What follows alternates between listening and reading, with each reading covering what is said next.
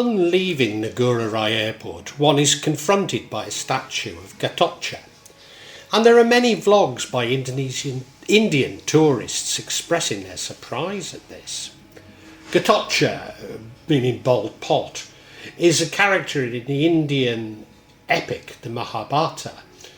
As the head of the Akshauhani army, he is an important fighter from the Pandava side in the Kurukshetra war and caused a great deal of destruction to the Kaurava army.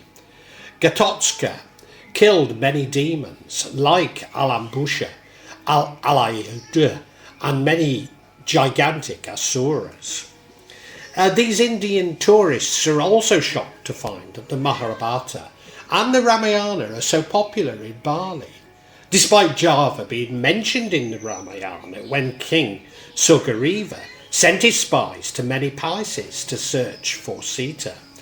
Furthermore, statues from these epics are popular across all of Indonesia and can be found in most towns and cities. And nevertheless, these Indian tourists, on seeing the statue and hearing about the Balinese knowledge of Parvati, Ganesha, the son of Shiva and Parvati, Vishnu, Brahma, Arjuna, Shiva, Saraswati, Brahma's wife, Lakshmi and Durga, one of the manifestations of Shiva's wife Parvati, along with Uma, suggest that Bali, being Hindu, is quite unlike the rest of Indonesia, without really exploring the nature of Balinese Hinduism, nor indeed Javanese Islam, let alone Javanese or Lombok Hinduism. These Indian visitors who take the time to find out are often struck by how Bali represents a pure Hinduism that has long since disappeared in India. That Hinduism developed largely uninterrupted by outside influences and remains an important backdrop to the everyday lives of the Balinese, even today. Equally, if overseas Muslims were to study Javanese Islam, rather than dismissing it as folk Islam, they would also find an Islam as it was practiced some 400 years ago. But it's my contention that both of these explanations miss the true nature of beliefs in Bali and indeed Indonesia. Below the outward ritual there lies an animistic belief system which sees all of God's creation as having spirits.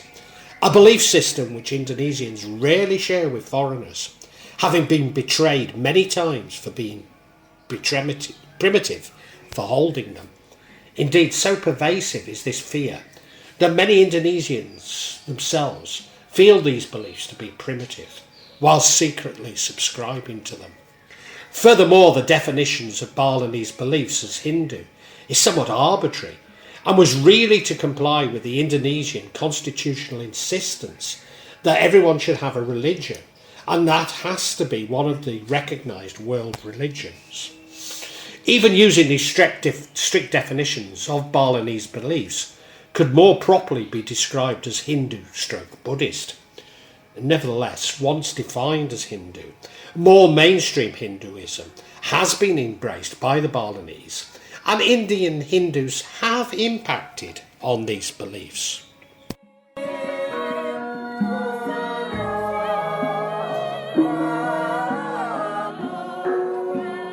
Balinese Hinduism, also known as Agama Hindu Dharma, Agama Tirtha, Agama Air Suci, or Agama Hindu Bali, syncretizes Indonesian animistic beliefs, ancestor worship, Pitri Pasca, with the Majapahit Shaivist beliefs, including reverence for Buddhist saints or Buddha Sattva. The syncretism is common across Southeast Asia and even within India, but is not imported from India nor other neighbours, but an indigenous ancient tradition. Not least because the majority of Balinese Hindus, as many are ethnically Javanese, with many arriving in Bali during the Majapahit Empire. Hence the Kawi and ancient Javanese scripts are also sacred to the Balinese. Nevertheless, the Hinduism from the Shaivite tradition has developed and been influenced by Indian Hinduism. The Balinese religion is also based on 5 pillars of faith, which include a belief in the supreme God, Brahma, the belief in one's soul, Atma, belief in cause and effect of one's actions, karma, a belief in birth and rebirth, samsara, a belief in the ultimate liberation from this cycle, moksha.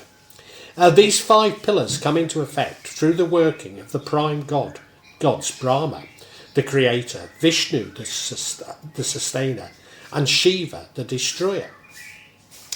In common with Indonesian Muslims, the supreme god cannot be imagined and is known as Sai Hang Widi, Achinta, or Sang Hyang Tunggal. He is associated with Brahma, hence Balinese Hindus are monotheistic. When he is depicted like a sun god surrounded by flames, which echoes the Majapahit Surya sun deity. There is a belief that all the gods are manifestations of this supreme being. Sai Hang Widi manifests in many forms, sometimes corresponding to Hindu gods and traditional spirits, such as Dewi Shri, also venerated in Java, who are often mistaken for gods. This belief is the same belief of Smartism, which holds that different forms of gods and goddesses, Vishnu, Shiva, Shakti, Devi, are different aspects of the supreme being. Shiva is worshipped in other forms, such as Bhattara Guru and Maharaja Dawa, Mahadeva. Trimurti represents Brahma, the creator, Vishnu, the preserver, and Shiva, Chiva, or Shiva, the destroyer or transformer, as manifestations of the divine. All too often these are called gods by visitors to Bali, along with the spirits and legends, including characters from the Mahabharata and the Ramayana. The spirit of Mother Earth, Dari Pratiwi, Dari Ibu Pratiwi, the spirit of the sun, Surya, the spirit of love, Dewa Samara, who lives in the sky, and the spirit of rain, Dewa Indra. Dewa Danu, the spirit of the lake, is especially worshipped in Bali and actually corresponds to my birthday in the Balinese calendar. Even more confusing is that every god can appear in different manifestations, which often reflect contradictory character traits. In addition, every male god is assigned a female deity, a divine creative energy that embodies the female principle, Shakti, of a god. But there's also numerous apparitions in which the deity can appear. Broadly speaking, the Hindu gods are somewhat abstract, not coming down to earth, and serve to explain the cosmos, whereas the local spirits are very much influence the daily lives of the Balinese, especially the common people, Ekajati. For example, possession is always from a local spirit and never an Indian god. I've heard visitors corrected by Balinese. I've never heard visitors corrected by Balinese, as they're much too polite to do so. Also, like most Indonesians, the Balinese are a little embarrassed to explain that they're undermining animistic beliefs, believing that foreigners will call them backwards. But I must admit that some Balinese do at least see some of these as gods, and a full explanation is much too complicated for casual conversation.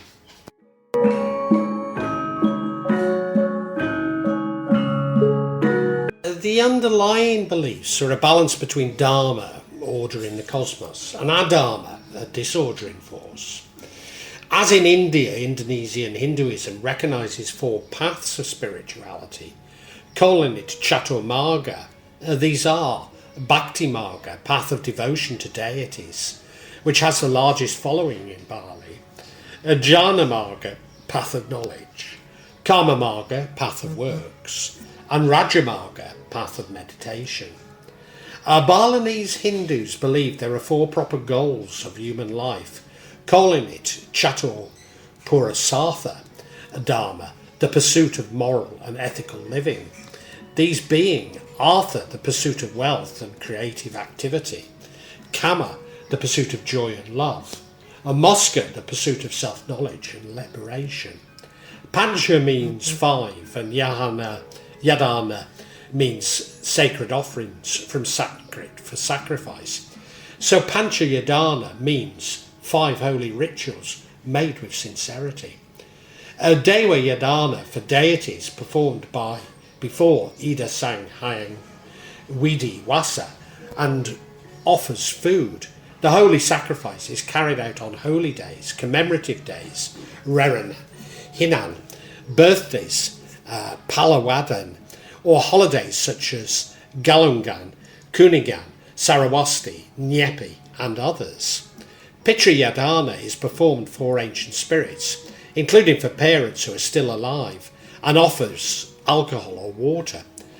Paying attention to interests of parents by showing devotion, giving something good and worthy, respecting and caring their lives in old age, is also included in the interpretation of Yadnana.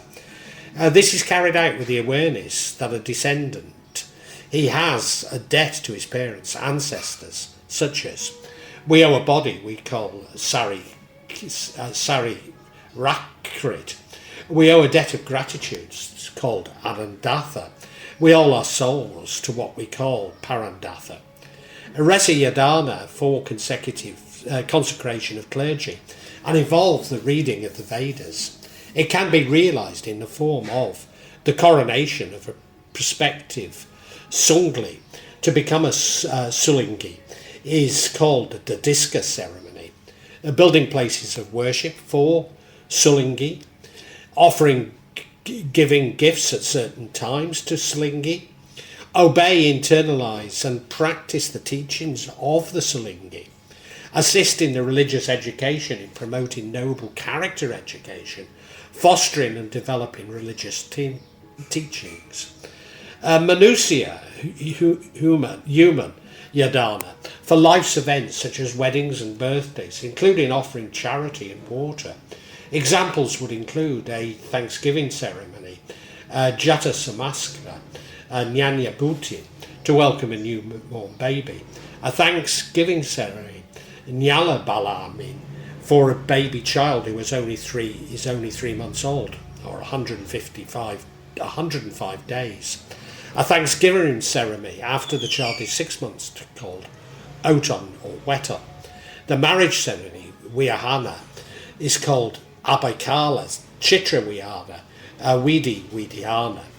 Bhutyadana for death and reincarnation performed by the Bhutta Kali, which aims to neutralise the forces of nature so that it becomes harmonious, using firewood as an offering.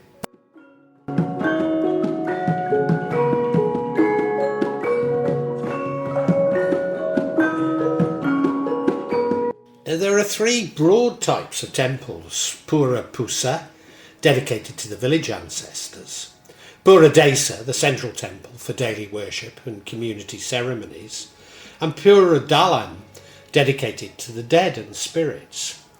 Some of the more famous temples in Bali are Besaki Temple or Pura Besaki, a massive temple complex known as Bali's Mother Temple; Tanah Lot Temple, perched on a rock formation in the ocean, and one of the most photographed sites in Bali. The temple's mythology is rooted in the story of a man named Adang Hyang Niratha, who built it to worship the sea god. Niratha was worried about the safety of the temple and converted his sash into a powerful snake for protection. Uluwatu Temple, Pura Luhur Uluwatu, located on the cliff overlooking the ocean, famous for its Uluwatu Kechak dance performance. Ulandanu Betara Temple, Pulan Ulandanu Beratan, known as the floating temple on Lake Beratan in Bedugal, surrounded by misty mountains. Tira Empel Temple, or Pura Tira Empel, the sacred water temple, known for its holy spring water, which is believed to have purifying properties. Lempuyang Temple, Pura Lempuyang, home to the famous gates of heaven, and is one of Bali's oldest and holiest temples. Batukara Temple is a spiritual landmark which connects the legends of Mupu Kuturan. Mutu Kuturan was a deeply religious man who saw a dream with a vision of divine guidance to build this temple with very specific instructions about its architecture, layout and locations. Within Balinese Hinduism, there are 3 levels of priests. Pendenda, members of the Brahmana, Warna or Dwiwakti Jati, temple priests, Pemanku, usually of the Sudra Warna, Vyasa Warna or Kastrari Warna, Ek Ajati, and mediums healers or Balian.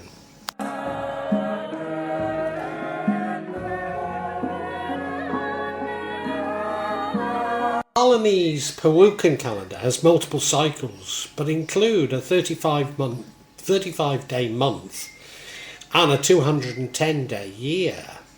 The most important festival is Galungan, related to Deepavali, a celebration of the triumph of Dharma over Adharma. It's calculated according to the Pewukan calendar and takes place on the Wednesday, Buddha, of the 11th week, Dungulan. According to tradition, the spirits of the dead descend from heaven to return 10 days later on Kunigan. Nyepi, or the Day of Silence, marks the start of the Balinese Saka year and is marked on the first day of the 10th month, Kadasa. It usually falls in March. Malasti occurs a few days before Nyepi, with massive purification ceremonies where sacred temple objects are carried to the sea or holy springs for cleansing. Ogu Ogu statues are carried on the eve and represent the spirits that will leave the island the next day. Watu Gunung, the last day of the Pewukan calendar, is devoted to Saraswati, goddess of learning. Although it is devoted to books, reading is not allowed. The 4th day of the year, Pagarwesi, meaning iron fence, it commemorates a battle between good and evil. Odalan is a celebration of a Bali temple anniversary. Our Balinese people will celebrate their temples with magnificent offerings to honour their deities, as well as prayers and music. There are several Tumpeng festivals during the year in Balinese culture. Each of these will honour specific deities by offering them specific objects. Tumpeng Landep is the day to celebrate the creator of all metal tools such as iron, gold or bronze. The blessing is to thank God for his gift to humanity. Tumpeng Undu, the Green Festival, celebrates Sanghyang Sangkarara, the god of plants and food. Again, Balinese people will show their gratitude and make offerings made of trees, plants, coconut, etc., to thank the god for good harvest. Tumpeng Kangdang will honour the gods of animals and pets, Sai Sanghyang Rare Angon. During the day, household and farm pets, ducks, pigs, hens, dogs, may be decorated to worship their benefactor. Lukat Jenny is a traditional dance which males hit each other with burning coconut leaves, intended to purify themselves and create a balance with nature. The Lukat Jenny procession, held before the Penggera Pukan, is exciting and tense, especially accompanied by the Balanganjo drums, which heighten their enthusiasm. Interestingly, the battles don't spark anger or resentment amongst the community. Instead, this tradition strengthens their bonds and brotherhood. The full moon symbolises perfection, enlightenment and spiritual power. On the day of the full moon, the Balinese perform various rituals to purify themselves, strengthen their relationship with God and seek blessings and protection. The phases of the moon have played a central role in Hindu cosmology, shaping beliefs and daily life. Purnama and Tilem, 2 important days in the Hindu calendar, are not only astronomical events, but filled with deep spiritual significance. These days offer Hindus an opportunity for spiritual renewal, connection with nature and communion with the Almighty. In the Balinese Hindu Saka calendar, the astronomical events such as the moon and new moon have a profound religious significance. Full moon, which occurs every month when the moon is at its fullest phase, is dedicated to the worship of Sang Hyang Chandra, the moon deity. Meanwhile, the new moon is a time to worship Sai Hyang Sura, the sun deity. The combination of full moon and new moon cycles is seen as a representation of cosmic duality, in which Hindu cosmology is personified as Sanghang Rao Binenda. Special astronomical events such as lunar and solar eclipses also have special commemorative rituals, each associated with specific mantras and pujas.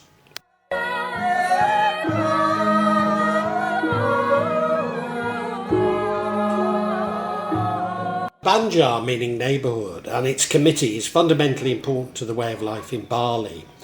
Membership is compulsory to all married men. Regular meetings are held to discuss and decide on such issues as the dates for religious events.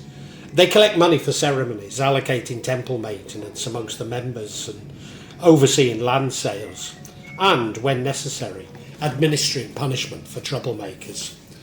Because the decisions are discussed and decided in the communal manner, using the Adat traditional law, the Banjar reinforces and enhances the balance and interconnected nature of village life.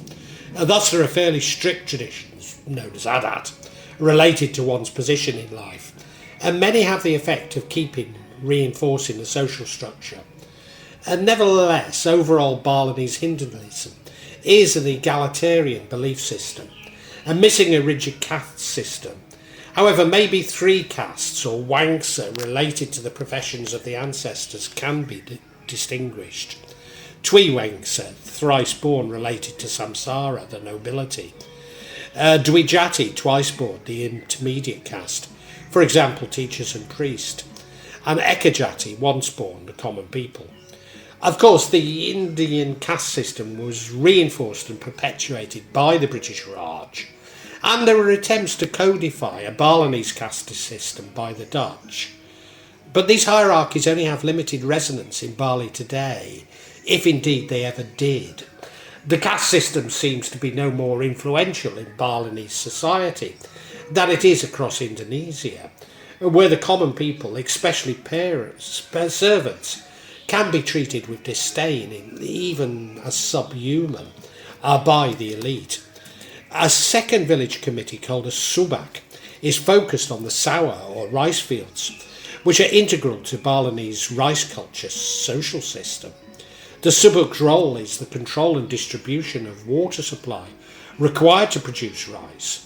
The subak's committee meetings determine when a farmer can flood his fields. The name of this committee comes from the traditional farming system called Subak Abhiyan and is based on the Hindu philosophy of Trihita Karana, which calls for happiness derived from 3 basic tenets: good relations with God, with other people, and with the environment itself. Thus, at the heart of Balinese Hinduism is Trihita Karana.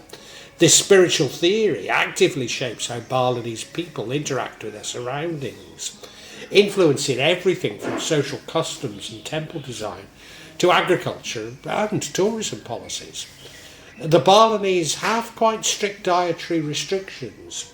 However, the restrictions on the consumption of beef are nothing like as strong as in India.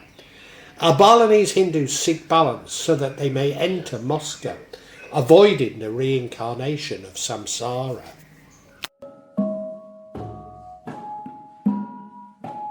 There is a strong belief in karma, not good or bad, just a reflection of the life. Indeed, what is good for some is bad for others. Thus, balance is all important. This is important for samsara, so that we don't repeat the lessons we've been sent. If we have not learnt the lessons, we can return as an animal, plant, or even a natural object. Every family house compound has a temple, sangha, in the northeast corner. Indeed, whilst there are temples, pura, all over the island, worship is more a family-orientated thing.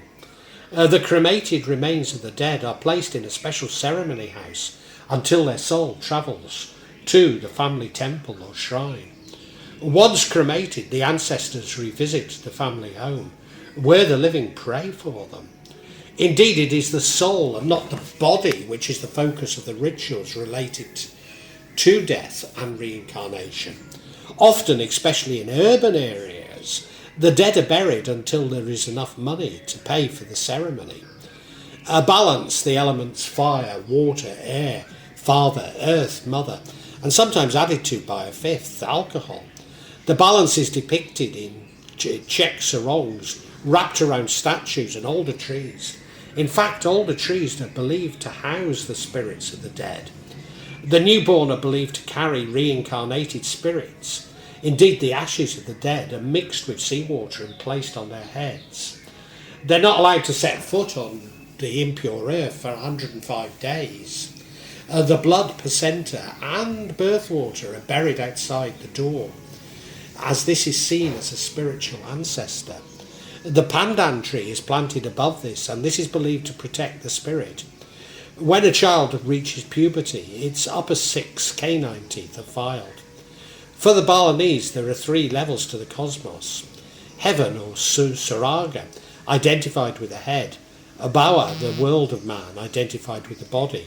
And the underworld, or Bua, identified with the feet.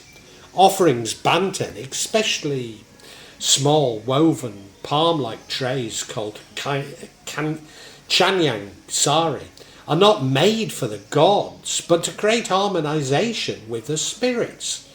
Despite this platform being full of people saying that they're there for the gods. They're normally placed in front of homes, businesses, temples, sidewalks, on scooters and even ATMs. And it's an expression of gratitude and balance. Spirit guides, ghosts, demons are invisible spirits whose realm is below the ground in Bua, although they can be found everywhere in Bali. The underworld is ruled by a female deity, Setasura, and a male deity, Batara Kali, who created light and earth. As in Thailand, but also in common with Java, the Balinese do use ghost house, which are often seen outside shopping malls and offices. Temple festivals, rituals and offerings are not just symbolic, but they're meant to keep things in balance. You don't make offerings to Raganda because you like her. You do it because if you don't, she will let loose her Sisaya disciples to spread illness across the land.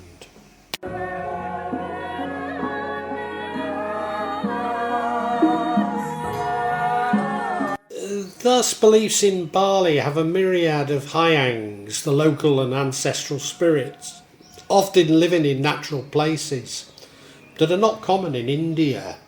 Indeed, this characterises beliefs in Bali, meaning that they have at least as much in common, and I believe more, with Javanese beliefs than those in India. Most of the religious ceremonies are carried out to appease bad spirits and thank the good ones. A barong is a lion-like benevolent spirit that represents protection, order and good fortune. Often depicted in traditional Balinese dances, barongs fight against dark forces to maintain balance.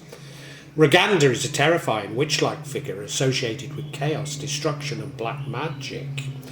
Raganga is said to be the queen of the liak, the creatures that haunt graveyards, feed on corpses and hence associated with black magic.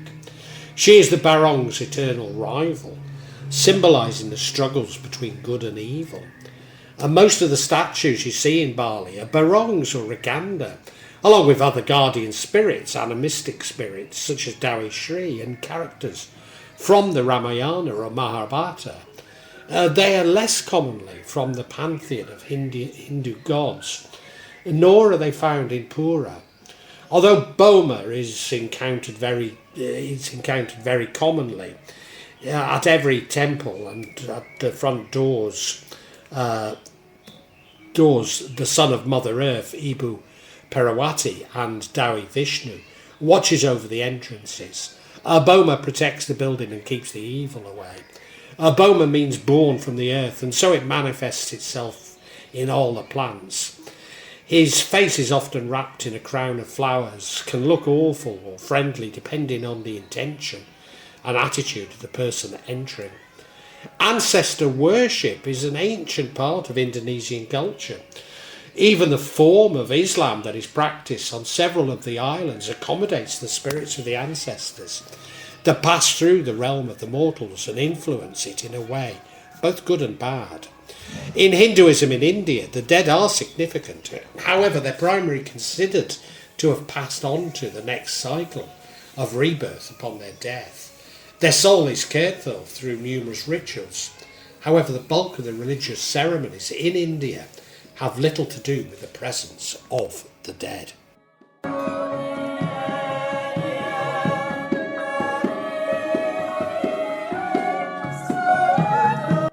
What I am suggesting is that everyone seems to want to define Balinese Hinduism from their own perspective. Indeed, I've just watched a vlog by a Christian evangelist describing how to promote the gospel in Bali, with no comprehension of if they were to be successful, most unlikely, the negative impacts this would have on the family, the village and the community. A study of Balinese beliefs reveals the difficulty in defining it through the practices of others. Certainly in researching this vlog, I'm aware of how the narrative related to Bali has changed. There is considerable pressure to suggest that there is a strong Hindu culture in Bali from the 1st century as a result of visitors from Indian traders. That the conversion of what is now Indonesia to Islam was by force, and this impacted the development of Hinduism in Bali. That the differences between Indian and Balinese Hinduism are due to the Indonesian government's insistence on defining other religions through an Abrahamic veneer. Whilst there may be a grain of truth in all these statements, I candidly believe they are deliberate attempts to undermine Indonesia's tolerance and Islam in general, and need to be taken in this context rather than objectively. But maybe I too am guilty of interpreting Bali through my own beliefs, as I find far more resonance with Islam in Java, especially Kajawan, than with Hinduism as is practiced in India today. And mischief aside, the main reason for this misinterpretation is the same misinterpretation that occurs related to all religions within Indonesia. That it is that the rituals may appear to be similar to those practiced in other religions, but the beliefs are completely different. Because the underlying belief system of Indonesians is animistic, despite few being willing to admit to this. But in assigning Bali to Hinduism and Java to Islam, all too often they are then misrepresented as one being like India and the other like the Middle East, when just a cursory investigation will show this has to be a grossly misleading simplification.